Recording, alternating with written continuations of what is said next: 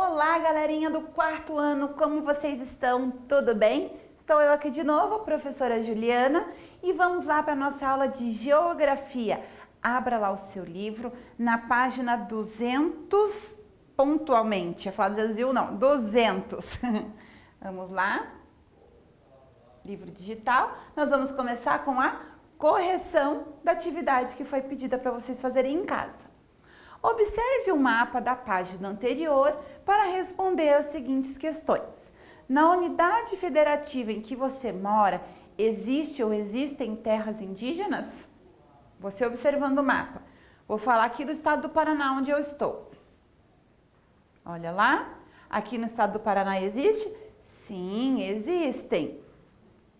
De acordo com a legenda, qual é a situação da maior parte das terras indígenas que fazem parte da unidade federativa em que você vive? Lembrando que unidade federativa é o nosso estado, tá? Então, como que está a situação das terras? Ó, aqui no estado do Paraná eu posso ver que a maioria são verde, tá? Então, elas são terras regularizadas. E aí no seu estado, por exemplo, vamos pegar aqui o estado do Maranhão. Se eu morasse no estado do Maranhão, a maioria das terras aqui são terras regularizadas também. Que eu vejo aqui a maior são verde.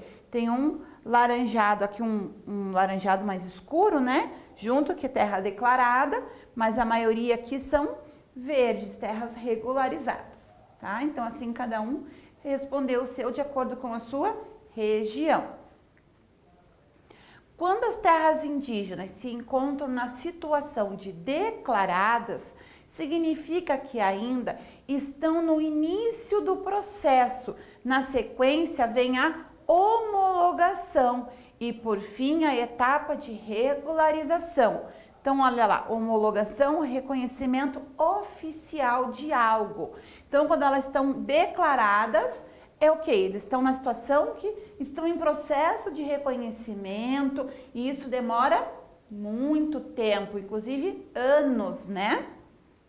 Com a lupa na mão, vocês terão algumas atividades nessa aula de hoje, ok? Para começar com a lupa na mão. Acesse o site, aqui está o endereço do site, aqui do SAI.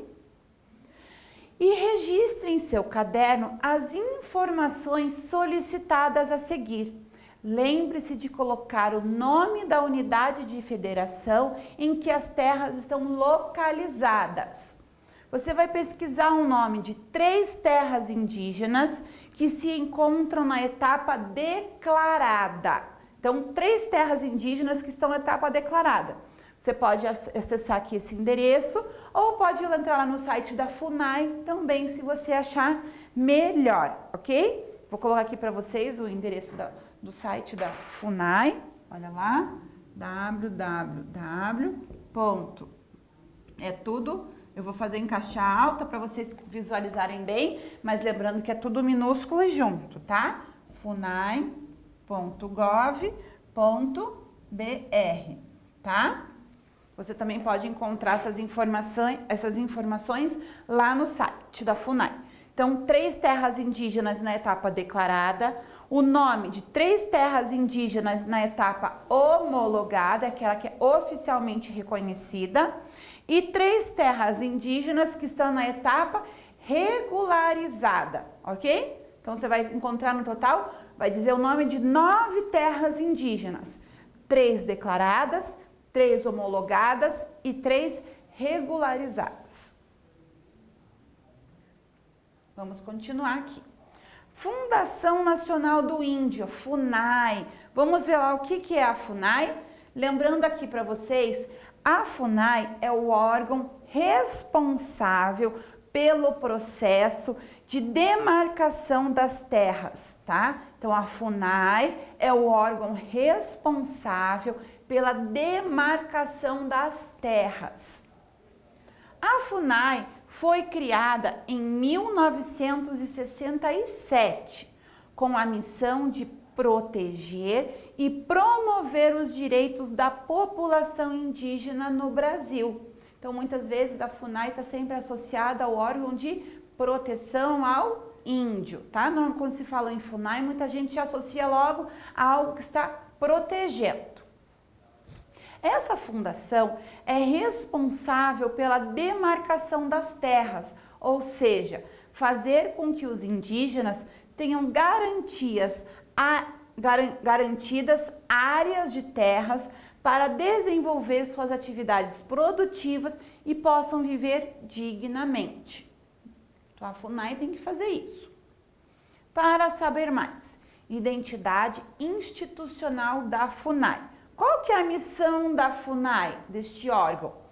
Proteger e promover os direitos dos povos indígenas, coordenando o processo de formulação e implementação da política indigenista do Estado brasileiro.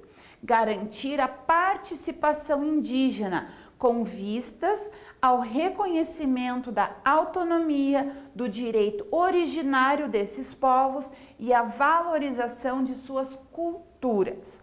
Qual é a visão da FUNAI? Ser reconhecida como instituição de excelência na promoção e proteção dos direitos e da autonomia dos povos indígenas.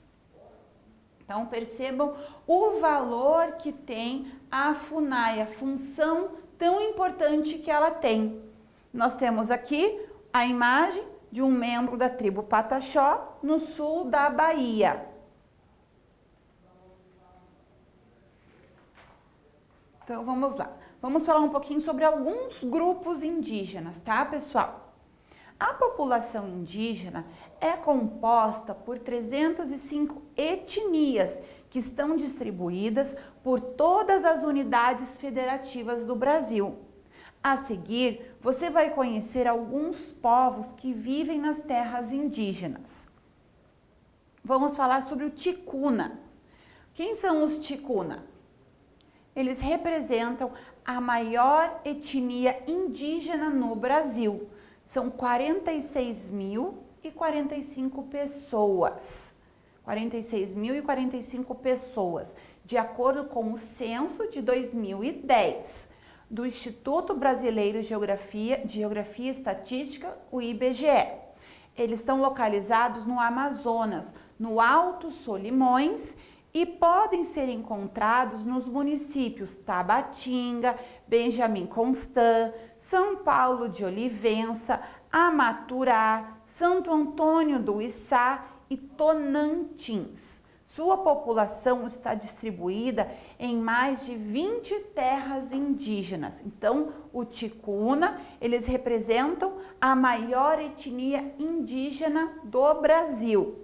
Olha aqui o exemplo de uma máscara ticuna que ficava exposta no Museu Nacional no Rio de Janeiro. Ficava porque o museu, infelizmente, pegou fogo. Olha lá, os Guarani. Quem são os Guarani? São bem famosos também, né? Por serem conhecidos. Uma tribo mais conhecida também. É um grupo, né? No Brasil, vivem 3 subgrupos que pertencem ao grupo Guarani. São eles: Guarani Kaiowá, Guarani Mimbia, Guarani Nhandeva. Observe a tabela a seguir, que mostra a população total de cada etnia e sua localização. Observo aqui a imagem, observe, são mulheres indígenas, né, que são membros da tribo Guarani Kaiowá, no Mato Grosso do Sul. Olha aqui, vamos falar então sobre os Guarani. A etnia Guarani Kaiowá são 43.401. Eles estão no Mato Grosso do Sul. Guarani Mimbia, 8.026. Eles estão localizados no Espírito Santo, Pará, Paraná, Rio de Janeiro, Rio Grande do Sul, Santa Catarina, São Paulo e Tocantins. Guarani Nhandeva, 8.596 a população. E eles estão distribuídos entre os estados do Mato Grosso do Sul, Paraná, Rio Grande do Sul e Santa Catarina. Opa, falei e São Paulo, faltou São Paulo ali, desculpe. Então, nós vimos agora um pouquinho sobre grupos indígenas e sobre a Fundação FUNAI. Agora, olha a atividade que eu vou passar para vocês pesquisarem aí e vão escrever no seu caderno. Vocês têm mais uma tarefa. Pesquise e escreva 3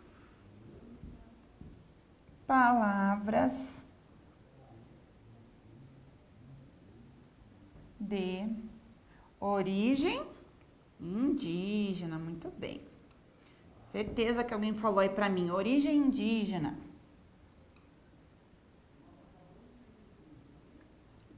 Lembra lá que, por exemplo, a brincadeira da peteca é uma palavra de origem, uma brincadeira de origem indígena. E palavras que a gente usa no dia a dia? Eu vou dizer uma, mas não vale usar ela como exemplo, hein? Palavra tatu é uma palavra de origem indígena e que nós usamos no nosso cotidiano, o bichinho tatu, né? Tem um outro bicho também, jiboia, é uma palavra de origem indígena. Então, não vale usar essas duas que eu usei, pesquisem outras 3 diferentes e registrem no seu caderno, combinado? E vocês também têm as fichas nas páginas 109 e 110 que vocês vão fazer em casa também. Opa, 109 tá aqui, essa aqui, ó. Vocês vão lá completar o gráfico que já é conhecido, né, do nosso livro.